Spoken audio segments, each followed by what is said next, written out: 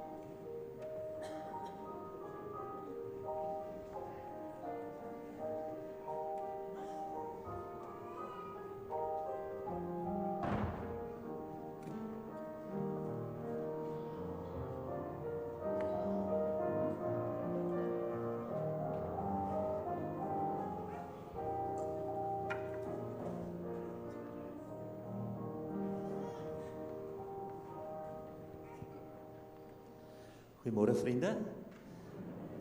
Dis 'n groot voorreg om vanoggend die doop te kan bedien hierso, en ek wil direk vir Wesley of Martina vra dat hulle voor by my kom staan. Dis Wesley Thompson en Martina Thompson. Kom julle gerus hier na vorentoe. Dit is sommer lekker om vir julle hier te sien vanoggend. Ek het vir Wesley en Martina getrou, en ek het nou die vreugde beleef om ook dat hulle eers 'n kind gedoop kan word vanoggend. Vir klein Lia, is vanoggend vir Lia doop. Lia, weet jy dit? Ons gaan jou doop vanoggend. En dis so 'n groot voorreg. Wesley is ook in ons Mak en Ben mannegroep donderdagoggende, en ons stap ook geestelike pad saam, en is regtig 'n voorreg om vanoggend vir julle hierso te hê. As ons vanoggend 'n babatjie kom doop, dan onthou ons, die eerste ding wat ons altyd vra is, hoekom doop ons babatjies? Ons doop kinders omdat die Here God 'n verbond van genade gesluit het met ons en met ons kinders. En dat hy al lank terug al na Abraham toe gekom het en gesê het, ek sluit 'n verbond met jou en jou hele nageslag. Ek sal vir jou God wees en ek wil hê julle moet my volk wees, my kinders wees. En hierdie verbond van die Here is 'n ewige verbond.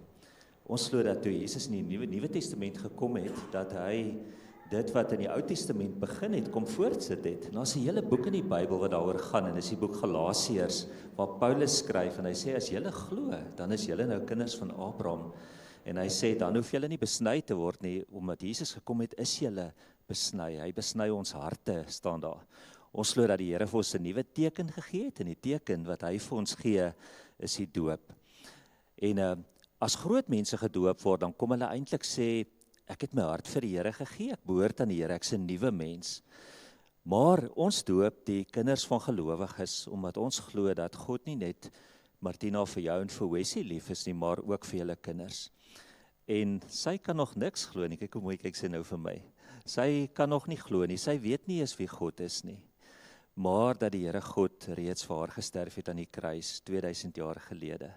En dat sy, as sy vandag iets moet oorkom, dat ons nie dan kan sê, sy het nie geglo nie, sy kan nie hemel toe gaan nie.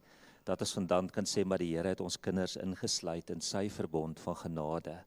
En dis vandag hierdie groot voorreg wat ons het. En as ons vandag ons kinders kom doop, dan sê ons vandag dat ons as gesinnetjie gaan saam die Here dien. Ons gaan so leef, so mekaar praat, ons gaan so alles doen, dat Lea van tyd af sommer net vir Jesus kan sien in ons lewens. Dis wat ons vandag vir julle kom toewens. Mag haar 'n dag kom, mag julle so leef, dat sy eintlik nooit 'n ander God leer ken nie. Dat sy nooit een van die afgode dien nie, dat sy van kleintyd af net vir God ken en vir Jesus ken, en van kleintyd af vir hom wil leef, en dat sy eendag as sy groot is, sê, ek volg Jesus, en ek wil 'n disipel van hom wees. Voordat ons vir Lea kan doop, moet julle op die volgende vrae antwoord. Goed vriende, dis 3 vrae, dis op die skerm ook. Die eerste vraagie is, bely julle dat, hoewel ons kinders as sondaars in die wêreld gekom het, en onder die oordeel van God staan, hulle nogtans in Christus aan God behoort, en daarom as lidmate van sy gemeente gedoop moet word. Sy kan nou baie onskuldig lyk, maar sy het pappa en mamma se geneigtheid tot sonde geërf. Sy is net soos julle lief om verkeerde goed te doen. En hierdie versie sê, bely ons dat, alhoewel sy so in die wêreld gekom het, dat die Here haar wil aanneem en haar wil verander, en dat sy aan Jesus behoort. In die tweede plek, bely julle dat die leer van die Ou Testament en die Nuwe Testament, wat ook in die belydenisskrifte saamgevat word, en wat ons in die kerk hier ook probeer leer, die ware en die volkome leer van verlossing is, dat die Bybel al is wat sy nodig het om van God te weet. En in die derde plek beloof julle om hierdie kleintjie, van wie julle pappa en mamma is, in hierdie leer na die beste van julle vermoë te onderrig en te laat onderrig. Wat is hardop julle antwoord? Ja, dis dan 'n groot voorreg om dan vir klein Lea te kan doop vandag. Lea is gebore op die 8de April hierdie jaar. Ons het nou nog Monique se babietjie gedoop wat op die 11de April gedoop is en gebore is, en nou is dit vir klein Lea op die 8de April het sy vir die eerste keer haar oogies op hierdie wêreld oopgemaak. En ons wil vandag sê dat Lea aan die Here behoort en dat die Here 'n verbond van genade ook met haar het. Lea Thompson, ek doop in die naam van die Vader en die Seun en die Heilige Gees. Amen. Kom ons bid saam. Here, ons sal sommer vandag vir u sê dankie vir die voorreg dat ons saam met Wesley en Martina hier kan staan en saam met hulle net kan beleef dat u 'n God is wat nie net lief is vir groot mense, wat dink hulle verstaan alles nie, maar dat u ook lief is vir kinders. En dat u in die kruis gesterf het ook vir ons kinders. Here, en wat 'n wonderlike troos vir ons as ouers, dat u vir ons kinders ook lief is, of hulle gesterf het, en dat hulle aan u behoort. En dat u vandag ook 'n belofte maak en sê dat ek sal vir Lea nooit uitlos nie. Ek sal elke dag vir haar oorlaai met my liefde, met my seën, sodat sy ook eendag kan sê, ek glo in Jesus Christus. Ek bid vir pappa en mamma, dat u vir hulle sal seën op hierdie pad, dat U vir hulle sal help om vir Lia so groot te maak, dat sy nie 'n ander God ooit sal wil dien nie, maar net vir U. Ons bid vir pappa en mamma, ons bid vir Lia, in Jesus se naam. Amen. Ons gaan vir hulle gelukwens en daarna dan gaan ons staan, dan sing ons daai liedjie van Jesus neem die kleine kinders, daai eerste vers van daai liedjie. Baie geluk vir julle hoor, ons is saam met julle baie opgewonde. Lia, baie geluk, Wesley. En hier is vir julle 'n Bybeltjie, julle kan dit saamvat Martina, en die gedagte is dat julle somme van die begin af gereeld vir daaruit sal lees. Vriende, kom ons staan, kom ons sing vir hulle hierdie mooi lied.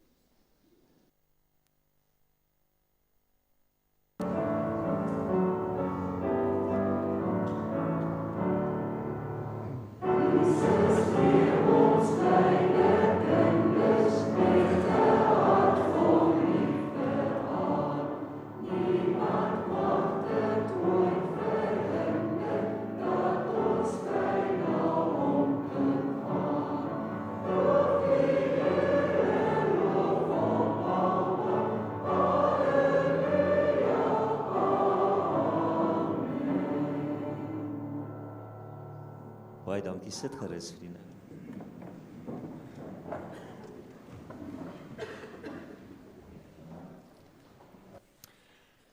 Ek wil graag al die rooi treinmaatjies nooi om hier voor by my te kom sit. Alle rooi treinmaatjies, as jy graad 6 of jonger is jy welkom. Ek het net so 2-3 minute wat ek tyd saam met julle wil spandeer.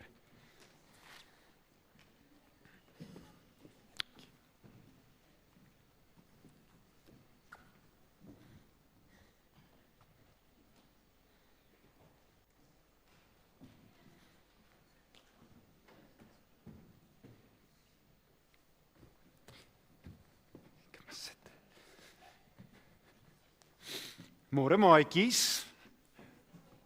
Hallo. Môre Joe. Of julle by julle hoor, wie van julle weet wat dit is? 'n Ballon. Wie van julle het al ballonne gehad? En waar kry mens gewoonlik? Wanneer kry mens ballonne? Waar sien mens ballonne? By winkel. En? Okay. En waar nog? By Crazy Store. By Crazy Store, of waar het jy gesê, Sarah? Wanneer iemand verjaar. Wanneer iemand verjaar, nee. Target. Okay, by Target. Is ook miskien 'n winkel waar mense dit kan sien. Okay, julle, maar as ek vir jou hierdie ballon wys, dan is hy nie juis baie impressive of indrukwekkend nie, nê? Dink jy dit is 'n baie cool ballon soos wat hy is? Dink jy so? Maar as ek hom in die lug gooi, wat gaan dan gebeur? Hy gaan val, daar gaan nie regtig veel wees om te sien nie, want daar's niks lig in hom nie, daar's nie iemand se asem in hom nie. Joe, ek wil gou gevra dat jy daar agter daai plek waar hom Anton staan, daar's nog 'n ballon, gaan kry gou vir my daai ballon daarso. Dankie. Nou wil ek vir julle hierdie ballon wys. Hierdie ballon lyk anders as hierdie ballon, nê? Nee. Dis dieselfde kleur. Dit kom miskien van dieselfde plek af. Tannie Jolandi het vir ons gaan koop by OK, of jy kry dit by Crazy Store, of as jy miskien oorsee is, kan jy dit by Target koop. En baie keer sien ons sulke ballonne by mense se verjaarsdae. Ons sien nie sommer sulke ballonne by mense se verjaarsdae nie, nê? Ja. Maar hierdie een het dieselfde potensiaal as hierdie ene. Hulle is eintlik dieselfde. En ek wil vir julle kort stukkie vertel van wat ons van dit in die Bybel leer deur na dit te kyk. Ons weet dat Jesus disippels geroep het, nê? Nee, hy het mense geroep om saam met hom 'n pad te stap, om saam met hom deur sy lewe te beweeg en om te kyk hoe hy dinge doen en hoe hy met mense praat en hoe hy wonderwerke doen en om te leer wat hy gehad het om te sê. Maar toe daai disippels by liewe Jesus aankom, toe was hulle maar nog nie deur hom geleer, of hulle het nie sy lewe geken nie, so hulle was nie gevul deur dit wie Jesus is nie, hulle was nie met Jesus se asem regtig so seer gevul nie, hulle was maar nog soos papalonnetjies. En Jesus het vir hulle gesê, maar disippels, ek wil nie hê, julle moet nou soos wat julle daar is, gaan in die wêreld en die storie van hoop, my storie van liefde en vrede, gaan verkondig aan die wêreld nie. Nee, hy het gesê, miskien gaan dit uiteindelik die ding wees wat ek wil hê julle moet doen, maar eerste wil ek hê julle moet na my toe kom. En hoekom het Jesus dit gesê? Want hy wil gehad het, hy moet sy asem, sy eie menswees in hulle blaas, deur by hulle te wees. So Jesus het gesê, kom na my toe, dat ek julle kan opblaas. Jou blaas gou vir my hierso op. Nou plaas ek jou hierso baie onder die vergrootglas. En soos wat jou nou hierdie ballon opblaas, jy moet blaas, broer. Wil hy nie blaas nie? OK. Maar julle weet wat gebeur as ons 'n ballon opblaas, nê? Soos wat hierdie ballon opgeblaas word, was die disippels deur liewe Jesus opgeblaas deur meer oor sy liefde en sy omgee te leer. Hulle het dit gedoen omdat hulle by Jesus was. En later toe hulle gevul was met wie Jesus is, toe het hulle begin lief hê soos wat Jesus liefhet. Toe het hulle begin kyk na die mense rondom hulle soos wat Jesus na daardie mense kyk. En het hulle begin die stories vertel wat Jesus vertel het. Maar weet julle wat was die belangrikste? Jesus het eers gesê, kom na my toe, al voel jy miskien soos 'n paparagge ballon, sodat ek myself in jou lewe kan inblaas. En dit kan ek doen deur jou wat saam met my is, wat by my is, wat van my leer, wat kyk hoe ek lewe, en wat kyk hoe ek omgee vir ander mense. Kom ons bid saam. Jesus, baie dankie dat U vir ons eerste roep om net by U te wees. Dat U nie vir ons groot opdragte gee, of vir ons eerste vra om goed te gaan doen nie. U sê eerste vir ons, kom wees net saam met my. En ons vra Here dat U vir ons sal help besef dat dit die beste plek is om te wees, by U. Want daar word ons geïnspireer, by U ontvang ons weer hoop, by U sien ons weer kans vir vandag en vir môre. Ons bid dit in Jesus naam. Amen. Baie dankie maatjies, julle kan na julle klassies toe gaan. En as jy nie weet waar jou klasie is nie, jy kan net daaronder sal die tannies vir jou sê waartoe om te gaan.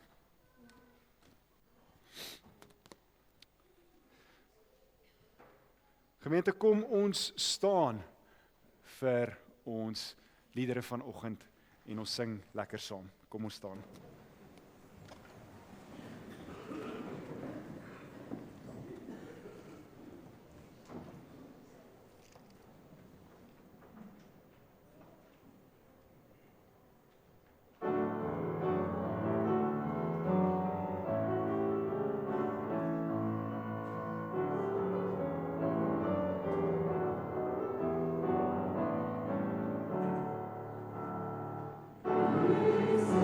Jesus,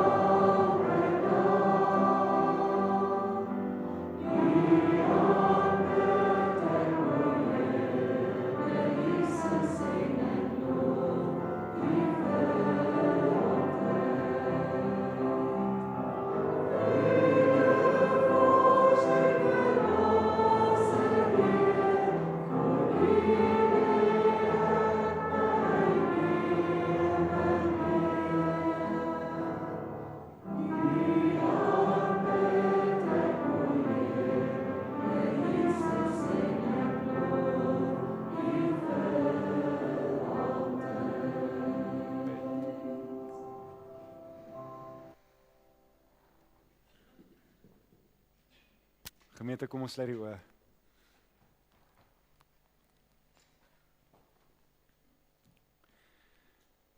Here, ons word oorweldig met die wete dat U ons na U toe roep. Die vir ons sê, volg my. Here, by U is daar rus, by U is daar 'n toekoms. By U op 'n vreemde en unieke manier maak dinge sin. En U laat ons besef dat dit sin maak, al maak dit nie altyd van die begin af vir ons sin nie. En soos wat ons verder gaan op reis met hierdie reeks, Here, vra ons dat U vir ons nuwe oë sal gee. Dat U vir ons opnuut sal laat besef wat dit beteken om U kind te wees en daarom U disipel.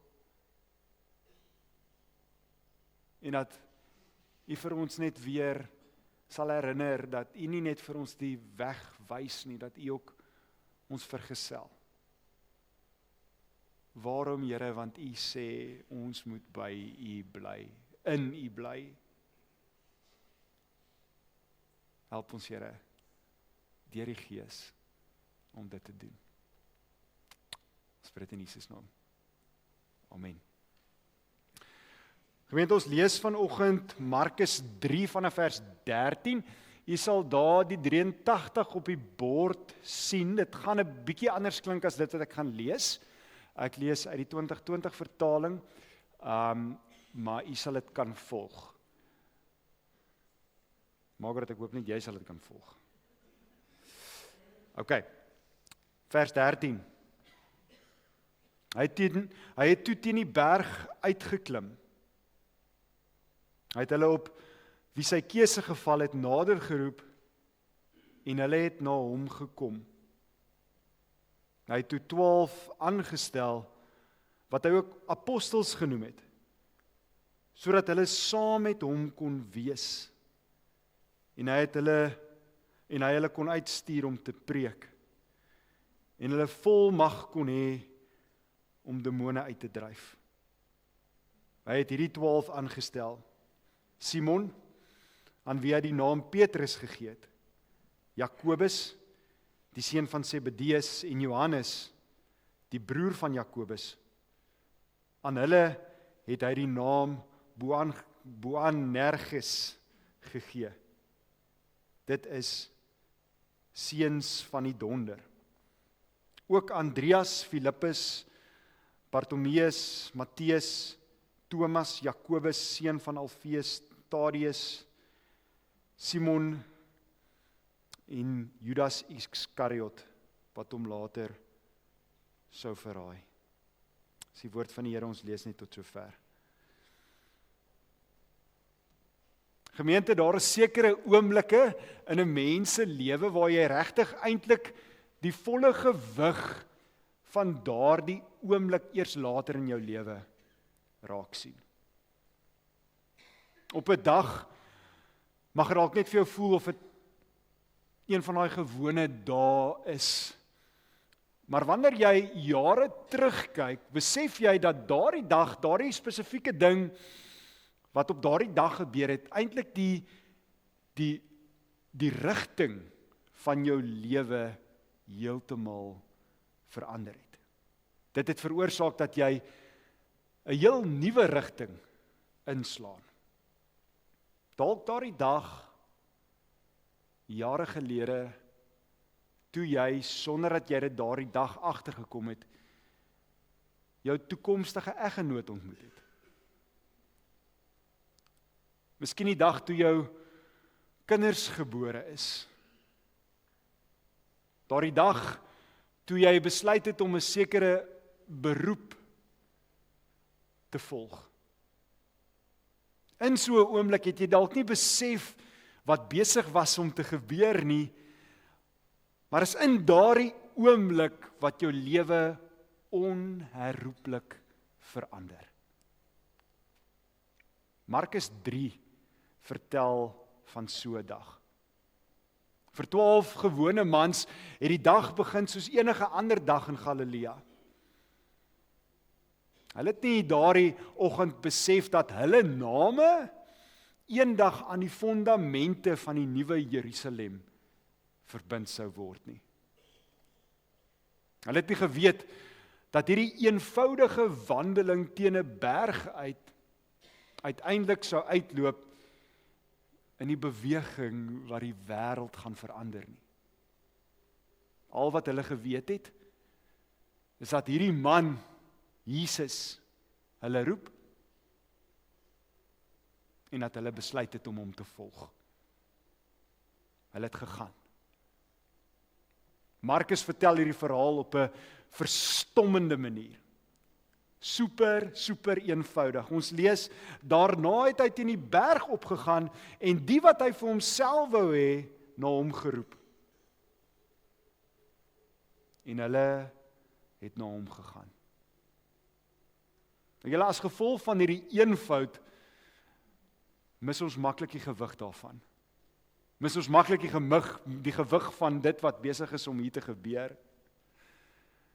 Die gedeelte wat ons nou net gelees het, vorm nie net bloot deel van die verhaal van 12 mans wat begin het as disippels nie. Dit vertel die verhaal van die koning wat begin het met sy nuwe beweging. Van die begin van Markus se evangelie af, hoor ons 'n baie spesifieke boodskap. Die koninkryk van God het naby gekom. In Jesus is God besig om die skepping te herstel en om iets radikaal nuuts te doen. Maar julle, hoe doen God dit? Ons sou verwag dat hy 'n nuwe politieke beweging sou begin. Of dalk 'n indrukwekkende organisasie sou stig of selfs 'n nuwe wetboek sou saamstel. Maar julle, as ons die skrif lees, dan vind ons niks van hierdie dinge nie. Jesus doen niks daarvan nie. Hy roep mense. Want God se koninkryk word nog altyd deur mense gebou wie se harte deur Jesus geraak en gevorm is. Net daai tweede slide, lyk my nie ek het nou 'n dingetjie nie.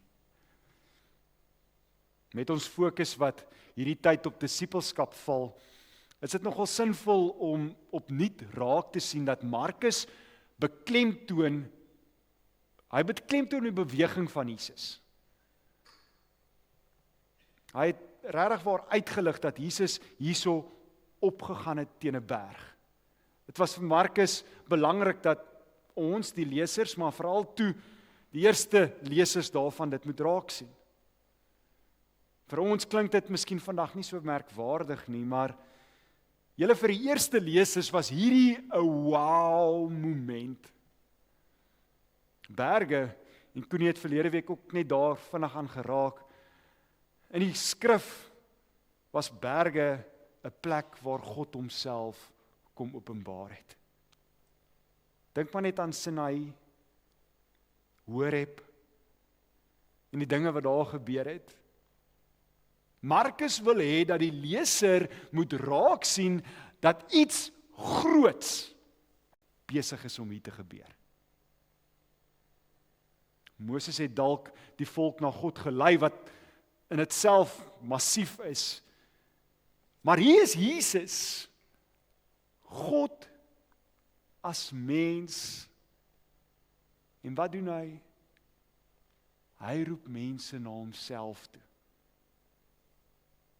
En let op hoe hierdie roeping plaasvind. Hy het die geroep wat hy self wou hê. Hierdie enkele sin sny diep in ons natuurlike manier van dink in. Ons leef maklik met die idee dat die Christelike lewe begin wanneer ons die besluit maak om God ernstig op te neem. Wanneer ons die besluit maak om vir Jesus te volg. Maar julle, Markus draai dit heeltemal om. Voordat daar ooit enige sprake is van ons keuse af vir Christus, is al Christus se keuse vir ons. Voordat die disippels hulle voete in beweging sit, het Jesus reeds sy hart op hulle gerig. Want gemeente, dit is hoe genade werk. Kyk maar gerus weer na die 12 wat hy gekies het. Vissers, sonder enige rabbiniese opleiding, 'n belastingou wat deur sy eie volk gehaat is. Simon die Zeloot, met sy vurige nasionalistiese oortuigings. En julle self Judas Iskariot, die ou wat hom later sou verraai. As ons die pre-advieskommissie was, glo ek nie enige van hierdie ouens sou juist dit verby die eerste onderhoud gemaak het om 'n disipel te word nie. Maar Jesus sien wat niemand anders raak sien nie. Die koninkryk van God word nie gebou op indrukwekkende mense nie.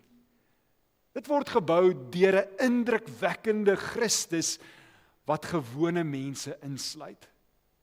Wat gewone mense verander en waaraan gewone mense gebruik. Sit nie maar ook so met ons verhaal nie. Wanneer ons terugkyk oor ons eie lewe, besef ons dat ons nie die een is wat eerste na Christus toe uitgereik het nie. En elke een van ons verhale, as ons ernstig daarna gaan kyk, sal ons op een of ander manier agterkom dat Christus die eerste een is wat na ons toe uitgereik het. Nie andersom nie. Hy het ons gesoek, nog voordat ons geweet het dat ons verlore is. Hy het vir ons kom toevou in liefde, nog voordat ons selfs geweet het wat liefde is. En daarom is dit so belangrik dat ons verstaan dat disippelskap begin by genade. As disippelskap uiteindelik van my toewyding afgehang het, sou dit op my skouers rus. Maar Markus herinner ons, disippelskap begin nie by my wat my hand uitsteek na Jesus toe nie. Dit begin by Christus se stem wat my naam roep. En dit is seker die belangrikste vraag wat ons in hierdie teksgedeelte kry. Waarom roep Jesus hierdie mense? Waarom kies hy hulle? En ons sou verwag dat Markus iets sou sê soos, hy roep hulle om die wêreld te gaan verander. Maar julle, dit is nie aanvanklik die geval nie. Markus skryf, hy het 12 aangestel om saam met hom te wees.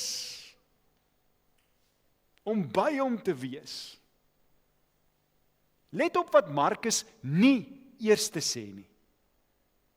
Hy sê nie dat Jesus hulle geroep het om te preek, om siekes te genees, of die wêreld te verander nie. Al hierdie dinge sou volg, maar dis nie eerste nie. Voorsending is teenwoordigheid. Voorbediening is gemeenskap. En voorverantwoordelikheid is verhouding. Jesus se eerste uitnodiging aan 'n disipel is eenvoudig. Kom, leef saam met my. Om die skok van hierdie eerste woorde regwaar te snap, moet ons 'n bietjie terugdink en probeer verstaan wat eerste eeuse vakleerlingskap was. 'n jong man wat deur 'n rabbi gekies is, het nie bloot net klas bygewoon nie. Hy het sy rabbi se lewe gedeel. Hy het saam met hom gereis, geëet, geluister, waargeneem en by hom geleer. Die doel was nie bloot om net kennis oor te dra nie. Die doel was veel meer. Die doel was om sy lewe oor te dra. Daarom was daar 'n bekende Joodse seun. Mag jy met die stof van jou rabbi bedek wees. Mag jy so naby agter hom loop, dat die stof wat onder sy voete opskop, op jou klere beland. Sien julle? Skielik kry Markus se woorde nuwe betekenis. Jesus roep nie studente nie. Hy roep vakleerlinge. Hy roep mense wat so naby aan hom sal leef, dat sy karakter op hulle begin afsmeer. Dat sy liefde hulle liefde begin word, en dat dit wat sy hart warm maak, hulle begin vorm. Maar Jesus doen nog iets wat geen ander rabbi ooit sou waag nie. 'n Rabbi het disippels geleer hoe om die wet te onderhou. Baie belangrik. Jesus roep mense om homself te volg, om vir hom te volg. Hy het nie gesê, kom leer my metode nie. Hy het nie gesê, ek wil vir julle 'n bietjie meer leer oor die wet nie. Nee, hy het gesê, kom leef saam met my. Kom leef by my. Dit is so verstommend. Waarom? Want dit openbaar Jesus se identiteit. Is hierdie stuk broosheid in Jesus, wat hy nie wegsteek nie. Want hy wil hê sy disippels moet sien wie hy is. Slegs die Seun van God kan homself die middelpunt van 'n mens se lewe maak sonder dat dit afgoderry is. Juist daarom is disippelskap uiteindelik veel meer as net die navolging van 'n voorbeeld. Dit is deelname in die lewe van die lewende Christus. En dalk is dit presies waar ons as gemeente ook weer moet begin. Ons dink maklik disippelskap beteken meer kennis, meer kursusse en meer programme. Maar Markus hy herinner ons daaraan dat 'n mens nie Christus gelykvormig word deur bloot meer oor Jesus te leer nie. Jy word verander wanneer jy by Jesus is. Wanneer jy tyd saam met hom spandeer. Wanneer jy saam met hom leef. Want voordat Jesus mense gebruik, vorm hy daardie mense. En voordat hy jou hande gebruik, raak hy jou hart aan. Volgende enetjie.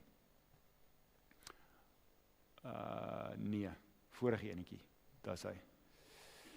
Hier is waarskynlik een van die grootste misverstande oor disippelskap. Baie mense dink Jesus het hoofsaaklik sy disippels geroep sodat hy hulle kan verander deur hulle meer te leer. Ons dink aan dinge wat uitpop, dinge soos die bergpredikasie, gelykenisse en lang gesprekke soos wat hulle mos nou maar gestap het. Was nie Uber of 'n lekker vervoermaatskappy nie. Hulle het baie tyd op die pad saam spandeer. En ons kom dan onbewustelik tot die gevolgtrekking dat die disippels anders begin word het, omdat hulle stelselmatige beter teologie begin ontwikkel het. Maar julle, wanneer ons die evangelies rustig lees,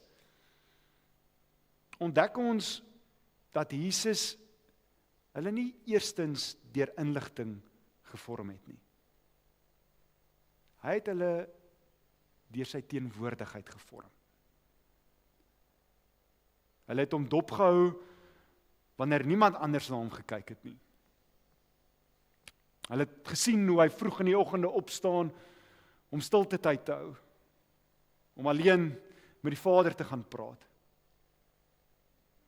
Hulle het beleef hoe hy melaatses aanraak, mense wat deur die res van die samelewing verwerp was.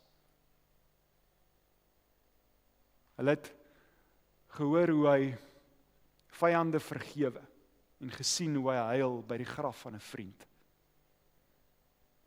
Gemeente, hulle het ontdek dat sy liefde nie net deel was van sy prediking nie. Sy liefde het die ritme gegee vir sy lewe. Met ander woorde, hulle het nie net sy woorde gehoor nie. Hulle het sy lewe gesien. En dit is juis daar in die sien van sy lewe waar geestelike vorming plaasgevind het.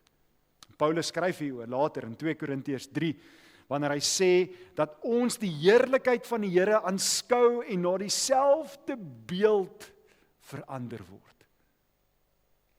Let op die volgorde. Ons verander nie eerste deur harder te probeer nie, ons verander deur langer te aanskou. Die Heilige Gees vorm die karakter van Christus in ons, na mate ons al hoe meer ons lewe op hom orden, op hom rig, dieper by hom fokus, op hom fokus. En dit verklaar ook vir ons waarom Jesus so geduldig was met sy disippels. Petrus, hy bly impulsief. Jakobus en Johannes soek steeds aansien. Thomas twyfel. Die ander stry oor wie die belangrikste is, en tog gee Jesus nie op hulle nie. Hy stuur hulle nie weg totdat hulle self uitgesort het en sê, dan kan julle maar terugkom nie. Nee. Hy hou hulle eenvoudig naby. Waarom? Want hy weet, ware verandering gebeur selde deur veroordeling. Maar dit gebeur dikwels deur volgehoue gemeenskap. Gemeente, dink weer 'n bietjie aan Petrus. Jesus breek hom nie af met een dramatiese preek nie. Hy vorm hom deur baie verskillende klein oomblikke. Gesprek langs 'n vissersboot, 'n storm op die see, die berg van verheerliking, 'n maaltyd saam met tollenaars en uiteindelik 'n vuur langs die see van Galilea waar hy 3 keer vir hom vra, het jy my lief? Petrus, het jy my lief? 3 jaar lank vorm Jesus nie net Petrus se kennis nie. Hy vorm sy hart. Is dit nie maar hoe God nog vandag werk nie? Ons verlang na kitsverandering. Ons wil reeds môre meer geduldig wees. Volgende week wil ons minder sondig en oor 'n maand wil ons geestelik volwasse wees. Maar God julle werk gewoonlik stadiger as wat ons dit wil hê. Hy werk soos 'n wynboer wat weet dat die vrug nie aan takke vasgebind word nie. Die wortels moet eers diep groei. Die lewe van die wingerdstok moet deur die loot vloei. En eers dan verskyn die vrugte. amper half so onopgemerk. Dit is die geheim van heiligmaking. Nie dat ons onsself dag na dag probeer verbeter nie, maar dat Christus deur sy Gees dag na dag sy lewe in ons laat groei. Daarom is die belangrikste vraag nie, hoe hard kan ek werk, of hoe hard probeer ek nie. Die belangrikste vraag is, by wie leef ek? Elke mens word gevorm deur dit waaraan hy homself voortdurend blootstel. As Christus nie die middelpunt van jou lewe is nie, sal iets anders die middelpunt wees. My beroep, my ambisie, my vrese, my suksesse, my sosiale media, my politieke oortuigings. Niemand, maar niemand bly ooit neutraal nie. Die vraag is nie of ek gevorm gaan word nie. Die vraag is, deur wie? Volgende slide. En wanneer Markus uiteindelik sy sin voltooi, lees ons, hy het 12 aangestel om saam met hom te wees en om hulle uit te stuur om te preek. Let weer op die volgorde. Dit is nie toevallig nie. Jesus sê nie, gaan werk hard vir my en dan sal julle nader aan my groei nie. Nee, eers by hom, dan uitgestuur. In die koninkryk van God vloei sending altyd uit teenwoordigheid. Altyd uit gemeenskap. Julle bediening is nooit 'n plaasvervanger vir intimiteit met Christus nie. Dit is die vrug daarvan. Jesus stuur nie mense uit om namens hom te leef voordat hy nie geleer het, voordat die mens nie geleer het wat dit beteken om saam met Jesus te leef nie. En miskien is dit juis een van die groot probleme van die moderne kerk. Soos ons gesê het, ons het baie oulike programme, fantastiese strategieë, baie aktiwiteite. Maar ons kan maklik so besig raak met die werk van God, dat ons in die proses die God van die werk miskyk. Sit nie maar die verhaal van Martha en Maria nie. Martha se probleem was nie dat sy gedien het nie. Haar probleem was dat haar diens haar begin wegtrek het van die een wie sy bedien het. Wie sy dan ook gedien het. Maria verstaan en sien iets raak wat Martha mis. Voordat 'n mens vir Jesus kan werk, moet jy eers by Jesus sit. Dieselfde waarheid lees ons in Johannes 15. Jesus sê nie dra vrug nie, hy sê bly in my, abide in me. 'n Loot produseer nie vrug deur harder te probeer nie. Dit dra vrug omdat dit aan die wingerdstok verbind bly. Net so is die Christelike lewe nooit bloot die resultaat van wilskrag nie. Dit is die vrug van 'n lewe wat in Christus gewortel is. En dit is waarom die apostels in Handelinge sulke baanbrekers was. Toe die Joodse raad hulle sien preek, kon hulle nie hierdie ouens se geleerdheid verklaar nie. Ek meen, hulle was immers net gewone vissers van Galilea. Maar daar was iets onmisbaar aan hulle. En ons lees, hulle het hulle herken as mense wat saam met Jesus was.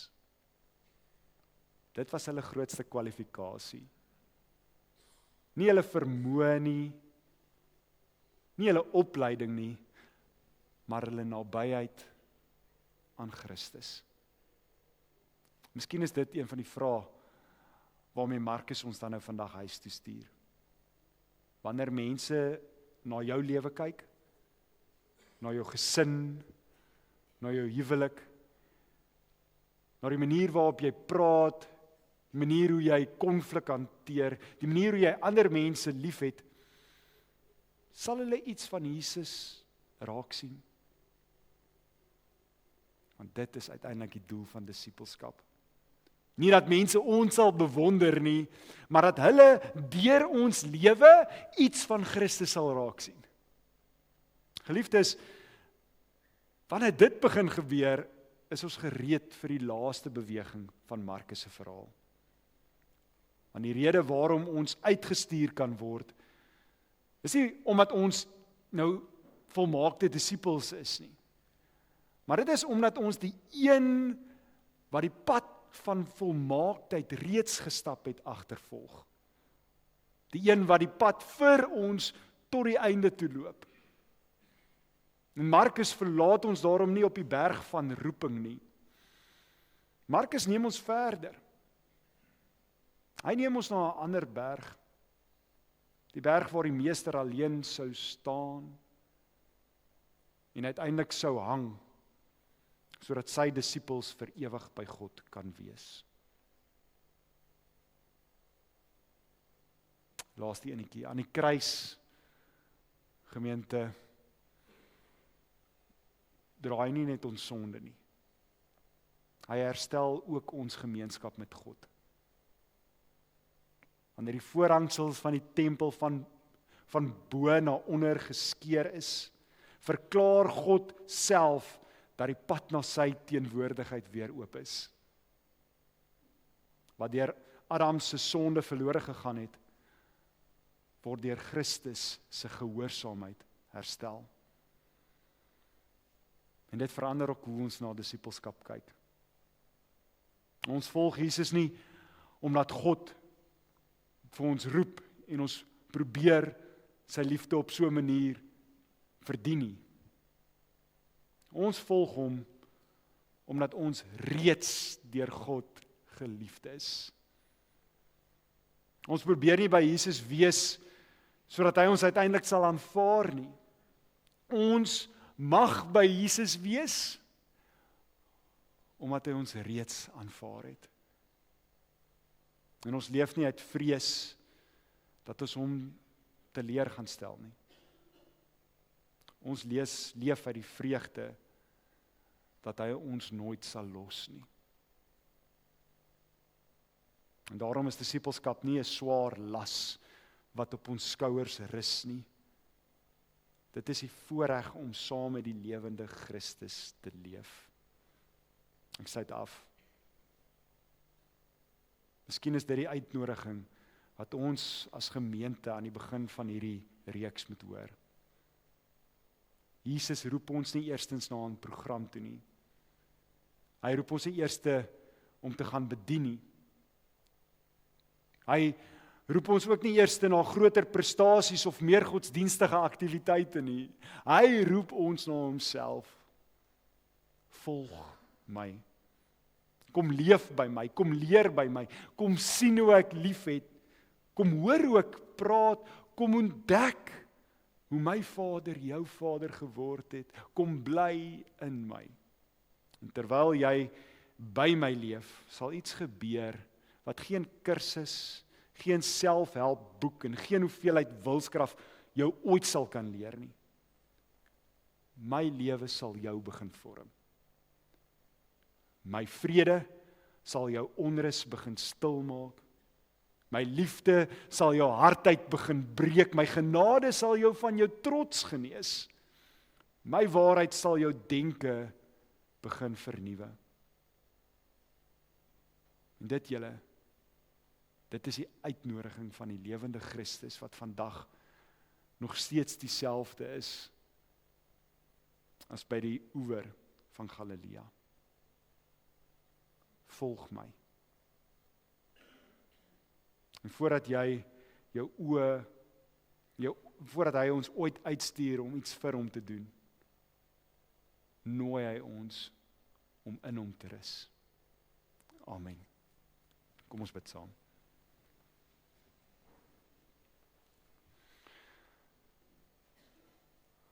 Here, dit is vir ons so gerusstellend om te weet dat ons nie net moet uitgaan nie. Dat ons later wel uitgaan of verskil maak vir die koninkryk, maar dit spontaan vloei vanuit ons saam wees met U.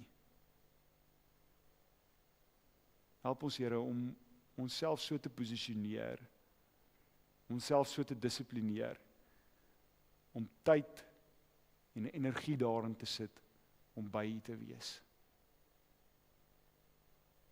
Ons wil beleef hoe U ons verander, hoe U eie oë vir ons gee, U hart, U hande, U voete, sodat ons koninkrykbouers kan word. Ons bid dit in Jesus naam. Amen. Gemeente, ons sluit vanoggend af met ons slotlied, Vlam 87, ek wil U sien, Heer. Kom ons doen dit staande saam.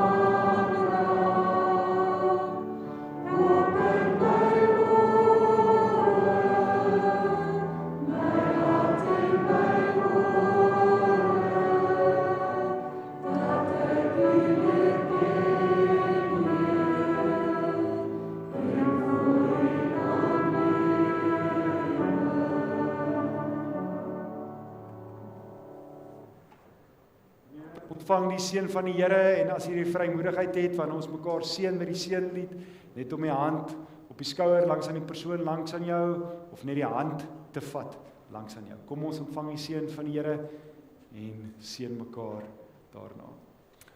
Die genade van ons Here Jesus Christus, genade waarvan ons so bewus raak as ons by hom leef, die liefde van God ons Vader en die troos, die genesing, die nabyheid van die Heilige Gees met elkeen van ons wees. Amen. Kom ons seën mekaar.